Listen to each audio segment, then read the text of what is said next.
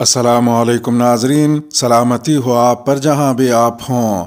طالبان حکومت نے انڈیا کے ساتھ تجارت میں اضافے کے لیے ہوائی راہداری کو دوبارہ کھول دیا ہے، جسے 2019 میں سابق افغان مفروض صدر اشرف غنی کی حکومت نے قائم کیا تھا۔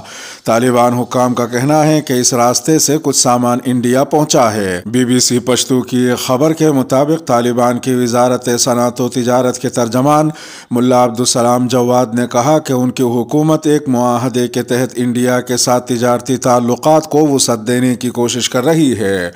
ملا عبدالسلام جواد نے مزید کہا کہ حال ہی میں انڈیا کے ساتھ ایک معاہدہ ہوا جس کے مطابق ہم فضائی راہداری کے ذریعے کاروبار جاری رکھ سکتے ہیں۔ ملا عبدالسلام جواد کا یہ بھی کہنا تھا کہ انشاءاللہ انڈیا کے ساتھ ہمارا کاروبار جاری رہے گا۔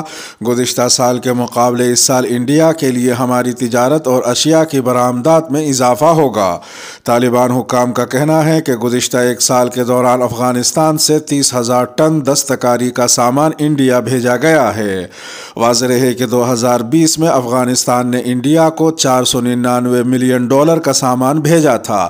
افغانستان نے انڈیا کو جو اہم مصنوعات بھیجی ان میں tropical fruit $132 million, reason $111 million اور انگور $96 ملین شامل ہیں۔ گزشتہ 25 سالوں کے دوران افغانستان کے انڈیا کو بھیجے جانے والے سامان میں 18% کی سالانہ شرح سے اضافہ ہوا ہے، جو 1995 میں $7 ملین تھا، جو کہ اب بڑھ کر 2020 میں $499 ملین تک پہنچ گیا تھا۔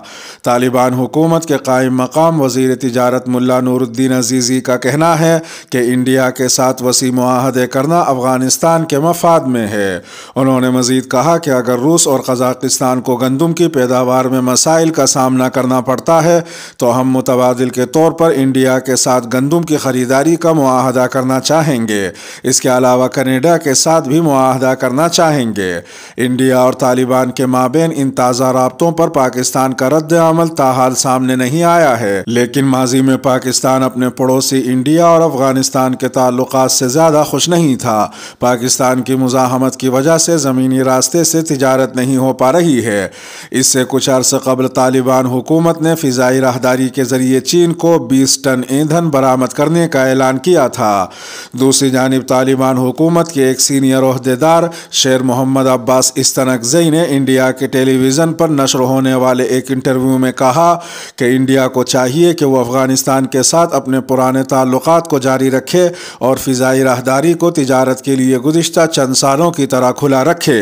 اس کے علاوہ طالبان حکومت کے مرکزی ترجمان ذبیح اللہ مجاہد نے بھی ہندوستان ٹوڈے اخبار کے ایک صحافی کو انٹرویو دیتے ہوئے کہا کہ تاریخ میں انڈیا اور افغانستان کے ایک دوسرے کے ساتھ اچھے تعلقات رہے ہیں اور ہم ان تعلقات کو جاری رکھنا چاہتے ہیں۔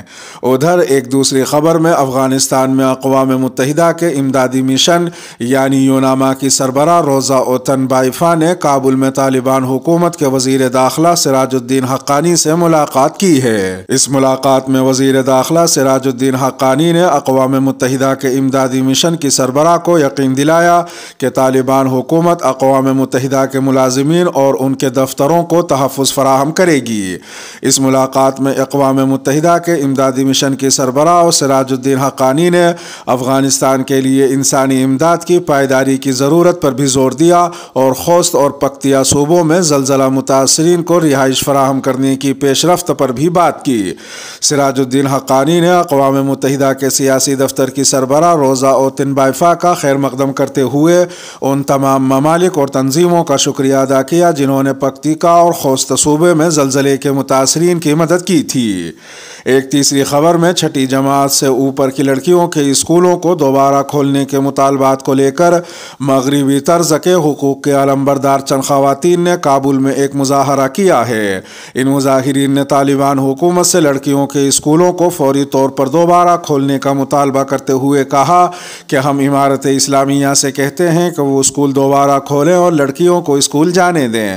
مغربی طرز کے حقوق نسواں کی ایک کارکن حمیرہ فرہنگ یار نے کہا اسکول کھلنے تک ہم بہادری سے اپنی جدوجہد جاری رکھیں گے۔ واضح رہے کہ اس سے قبل طالبان حکومت نے کہا تھا کہ وہ چھٹی جماعت سے اوپر لڑکیوں کے اسکولوں کو بھی دوبارہ کھولنے کے منصوبے پر کام کر رہی ہے۔